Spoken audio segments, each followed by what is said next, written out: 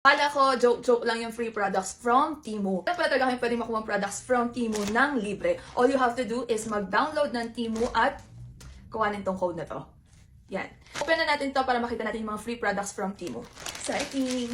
Ang dami! Sobrang dami! First product, tingnan natin kung ano ito. Wow! Perfect para sa kagaya kong traveler dahil meron na akong lagayan ng mga gamit ko.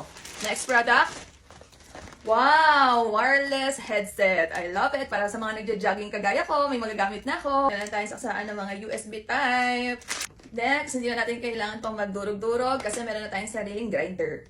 Wow! May pants pa na kasama! Super aesthetic na makeup organizer. Love it. Color white.